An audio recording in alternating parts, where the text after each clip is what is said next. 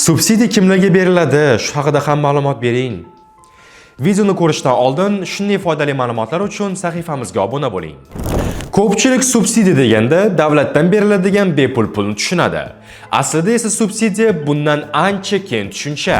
Subsidiya bu davlat tomonidan ayrim aholiga va sohalarga narxni yengillashtirish va muhim faoliyatni qo'llab-quvvatlash uchun beriladigan moliyaviy yordamdir. Maqsad bitta: strategik xizmatlar va mahsulotlar hamma uchun yetarli va barqaror narxda qolishi. Masalan, qishloq xo'jaligida fermer yoqilg'i yoki urug'ni arzonroq oladi. Bu bevosita fermerni emas, oxir-oqibat bozordagi oziq-ovqat narxini ushlab turadi. Yoki uy-joy sohasida davlat ayrim oilalarning ipoteka foizining bir qismini qoplaydi. Natijada odamlar uy sotib olishga yaqinlashadi. Qurilish sohasi esa rivojlanadi. Odatda subsidiya 3 toifaga yo'naltiriladi.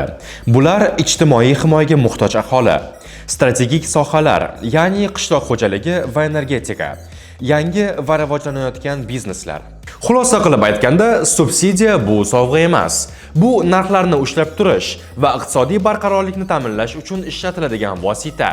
Keyingi videoda nima haqida ma'lumot berishimizni xohlaysiz? Izohlarda yozib qoldiring.